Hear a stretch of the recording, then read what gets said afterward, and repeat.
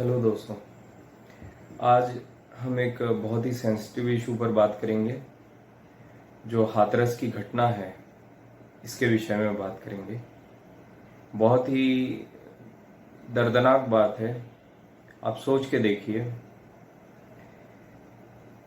एक व्यक्ति आपके घर से अगर किसी के साथ कोई दुर्घटना हो जाए, कैसे भी अगर कोई व्यक्ति की मृत्यु हो जाए और कोई और व्यक्ति या प्रशासन के लोग उसको उठा करके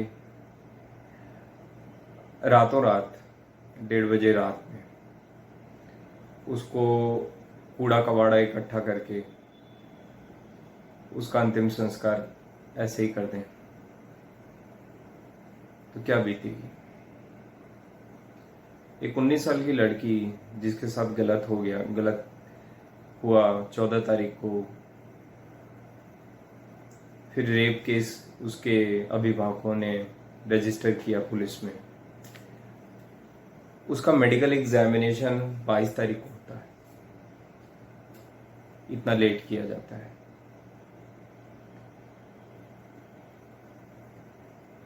इसके बाद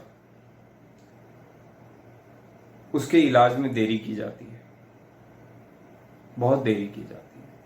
29 तारीख को उसकी बहुत बुरी इंजरी से, जिसमें उसकी गले की हड्डी टूट गई, जीभ कट गई, बहुत बुरी हालत हो गई उसके शरीर की, छत विछत हो गया शरीर। इसके बाद भी वो अपने घर की चिंता कर रही थी। जब उसको होश आया, सोच के देखिए कितनी पीड़ा होगी उसके परिवार वालों को। उसके बाद 1:30 बजे रात में पुलिस प्रशासन उसका अंतिम संस्कार कर देता है। उसके शव को उनके परिवार को नहीं सौंपते हुए खुद से। कहाँ का न्याय है? कहाँ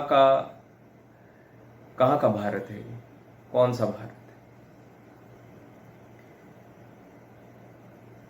जो लोग सरकार में बैठे हैं, जिनके पास शक्ति है, पावर है, कौन देता है ये शक्ति? यही जनता देती है।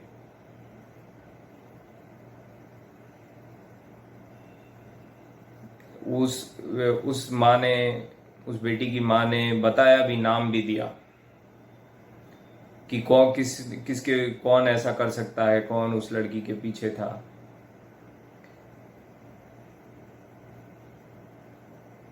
अगर यही कुछ किसी और, मतलब किसी नेता के बच्चे के साथ हो या किसी बड़े एक्टर के बच्चे के साथ हो, तब तो पूरा प्रशासन लग जाता है उसको बचाने में।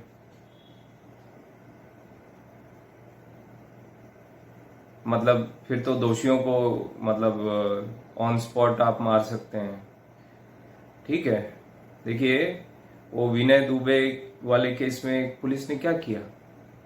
पुलिस वाले मर गए थे उसमें, और पुलिस वाले ही मिले हुए थे उस गंदगी में। तो उसने पुलिस वालों को मारा और पुलिस वालों ने उसको रास्ते में मार दिया। सभी को पता है कि वो सब गाड़ी पलटी कैसे हुई होगी, कैसे क्या हुआ होगा। वो तो सब कितने फिल्मी स्टाइल में जो इंसाफ किया गया, बदला लिया गया। अब ये जो लोगों के साथ किया गया है, इनके साथ जो किया गया, ये बदला कैसे ले अपना सिस्टम से? सोचने वाली बात है। कैसे लेंगे ये बदला? ये तो गरीब आदमी है, बदला कैसे ले? पुलिस इनके साथ नहीं है। पुलिस ने बहुत देर में लड़की का मेडिकल एग्जामिनेशन किया, जिससे कि सबूत ही ना रहे रेप का, कुछ प्रूव करने का। कौन है वो लोग जिसको पुलिस प्रशासन बचा रहा है? क्या मीडिया इसके तह तक जाएगा? कौन है वो लोग?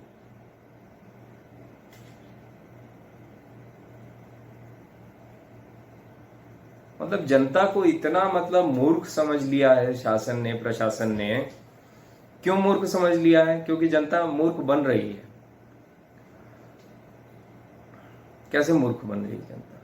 अरे भाई, धर्म का झुंझुना पकड़ा दो लोगों को,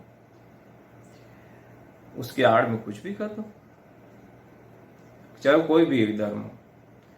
ठीक है, चाहे वो कोई भी धर्म, मैं किसी धर्म का नाम नहीं, कोई भी धर्म,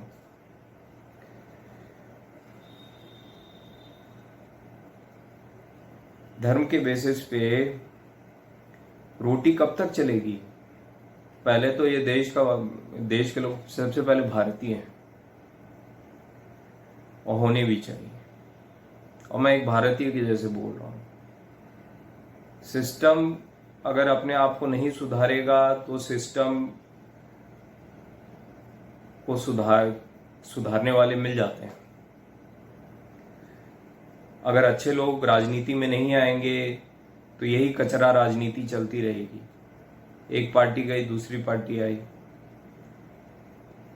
पहले वो कचरापंती करते थे तो चले गए कचरे में, अब आप करिएगा तो आप भी चले जाइएगा, स्वाभाविक सी बात है। और जितना उल जलूल प्रकार की राजनीति हो रही है, मतलब कुछ भी हुआ, अगर कोई आपसे प्रश्न पूछे तो आप बोलेंगे देशद्रोही है। कहाँ का इंसाफ है भाई? मैं तो बोलता हूं जितने लोगों ने सरकार को वोट दिया है उनको भी पूछना ही चाहिए प्रश्न सबको पूछना चाहिए अपनी सरकार से। अगर आप प्रश्न नहीं पूछेंगे अपनी सरकार से, अगर आप सवाल नहीं करेंगे अपने लीडर को, तो बेलगाम हो जाएगी ये राजनीति, अराजकता फैल जाएगी, फिर तानाशाही चलेगी, गरीब आदमी के बच्चे उठा लिए जाएंगे, वही व्यक्ति के उनके बच्चे उठा लिए जाएंगे जो लोग इनकी चाटुकारिता करते हैं, और वो फिर कुछ कर भी नहीं पाएंगे। अगर आप अपने अंदर झांक करके नहीं देखेंगे तो बहुत देर हो जाएगी। ये जो सिस्टम है ना, ये पूरा मतलब ऐसा सिस्टम हो गया, इतना संवेदनहीन हो गया है हमारा आज का भारत, इतना संवेदनहीन हो गया है हमारा आज का भारत, ये तो शायद कल्पना भी नहीं की होगी किसी भी फ्रीडम फाइटर ने। वो भगत सिंह जो फांसी पर झूल गए हंसते हंसते, उन्होंने कभी नहीं सोचा होगा कि भारत की ऐसी स्थिति हो जाएगी एक दिन। मैं ये नहीं कहता हूं कि इसके पहले जो सरकारें थी वो बहुत अच्छी थी, उनके समय में भी बहुत गुंडा राज हुआ, पर एक गलत, दो गलत मिलके एक सही नहीं करते हैं। अगर आप आए हैं उस चीज को हटाने के लिए तो हटाइए, नहीं तो हट जाइए।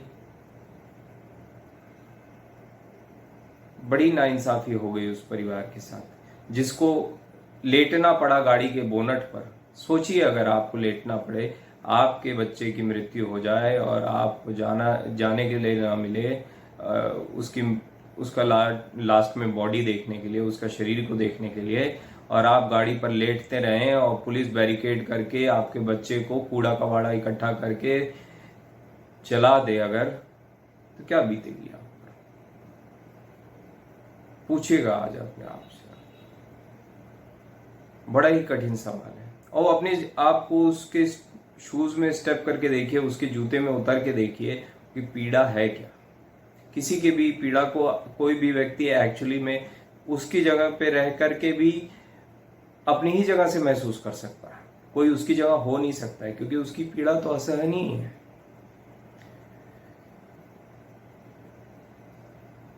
शायद मृत्यु भी इतनी बुरी ना होती हो जितनी बुरी ये पीड़ा है। मतलब कि इतना इनसेंसिटिव हो गई है सरकारें, इतनी इनसेंसिटिव हो गया है सिस्टम कि ये तो अंग्रेजों से भी बदतर एक तरीके से। अंग्रेजों ने तो बाहर से आए थे, अंग्रेज बाहर से आके एक गुलाम देश में एक फ्रीडम फाइटर को, एक भगत सिंह जैसे योद्धा को उन्होंने रातों रात फांसी दी थी।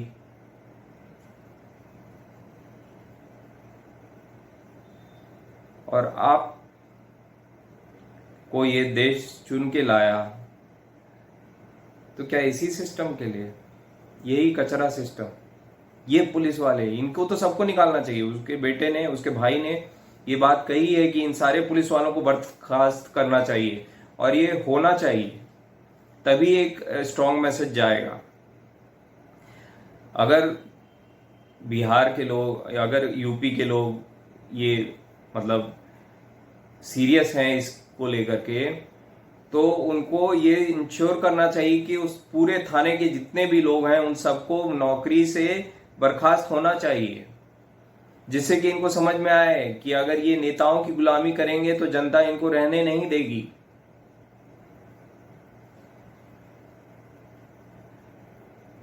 और अगर इसमें किसी पॉलिटिशियन का हाथ है, किसी बड़े आदमी का हाथ है, तो इसके तह तक जाना चाहिए और उस परिवार को इंसाफ दिलवाना चाहिए। तभी तो हमारा देश में मतलब हम बोल सकते हैं कि वाकई में, अदरवाइज उस भारत की कल्पना करना जिसको बोलते हैं कि अगर नाम चेंज कर देंगे, भारत रख देंगे, भारत रख देने से नाम भारत नहीं, आत्मा में भारत होना चाहिए। आत्मा कितनी भारत है, उस भारत की कल्पना करते हैं तो अपने मन में भारत को रखिए, अपने मन में भारत की कल्पना करिए, एक ऐसे भारत की, और वैसा बनिए। सारे युवाओं से भी मेरा अनुरोध है, अगर मुझे सुन रहे हैं कभी वो, तो उन युवाओं से मेरा अनुरोध है कि आप थोड़ा तो सोच के देखिए, मतलब जब हमको आज़ादी मिली होगी तो कैसा माहौल रहा होगा। मतलब लोगों के आंसू नहीं रुक रहे होंगे, कितनी पीड़ा थी, देश बंट गया दो भाग में, कितनी पीड़ा थी, कितनी पीड़ा सह सह करके लोगों ने, कितने बॉयकॉट मूवमेंट चलाए इस आज़ादी के लिए। और जब ये आज़ादी मिली तो इसका ऐसा इस्तेमाल, ऐसा दुरुपयोग, ऐसी आज़ादी क्या चाहिए थी आपको? ऐसी आज़ादी, ऐसी आज़ादी जहां इंसान जानवर बन जाए, इतना जानवर, मतलब ये तो एक तरीके से हम सब कुछ, मतलब इतने गुलाम हो गए हैं। किस चीज के गुलाम हो गए हैं? क्या चाहिए आपको?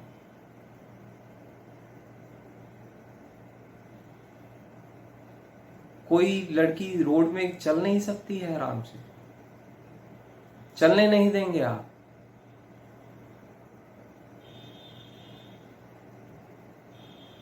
आप तो बड़े, मतलब अगर आप भारत के युवा हैं तो बड़े, मतलब अगर भारत में ऐसे गंदगी अगर दिमाग में अगर किसी के है तो भारतवासी हो ही नहीं सकता।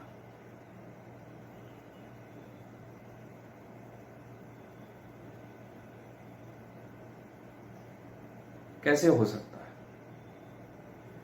जब आप मन से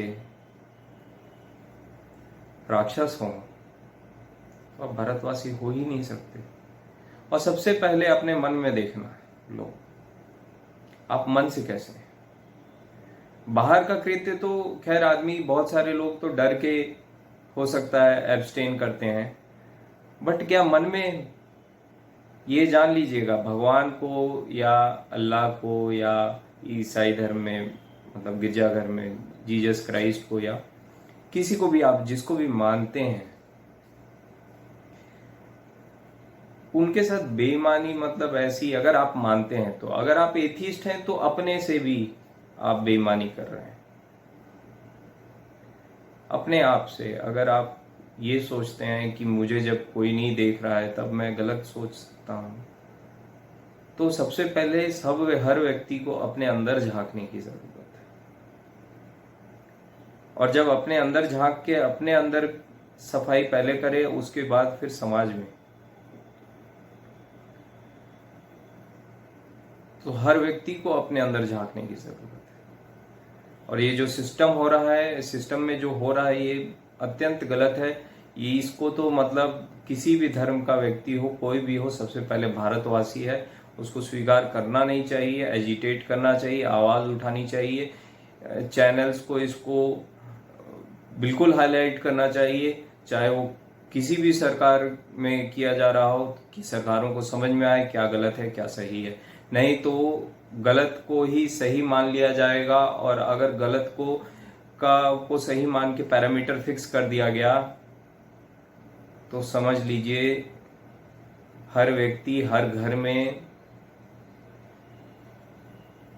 किसी न किसी के साथ कभी भी कुछ भी हो सकता है, और फिर ताकतवर लोग जीत जाएंगे पैसे के दम पर,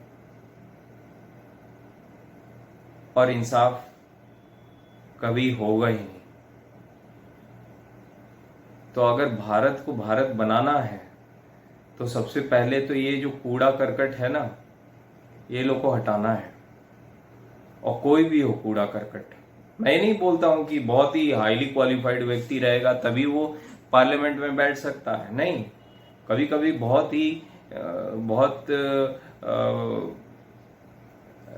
अनपढ़ व्यक्ति भी बहुत अच्छी बातें करता है और अच्छा होता है मन से, और बहुत अच्छा भी कर सकता है, और अच्छा किया भी है बहुत सारे लोगों ने। अन्ना हजारे को देखिए, 10वीं तक पढ़े हैं, उन्होंने एक पूरे गांव का रूपरेखा चेंज कर दिया अपनी सोच से। तो ऐसे काफी सारे लोग हुए हैं, तो उनको फॉलो करिए। और ये जो सिस्टम में ये जो हुआ है, ये जो अन्याय हुआ है, इसके विरोध में हर युवा को आना चाहिए आगे, और इर्रेस्पेक्टिव ऑफ किसी भी धर्म का, किसी भी, ये सबको तो आप पीछे कर दीजिए। आज के युग में सबसे पहले आप भारतीय हैं, इंडियन फर्स्ट, आप भारतीय पहले हैं। तो आप भारतीय के जैसे सोचिए, भारतीय के जैसे संविधान के बारे में सोचिए।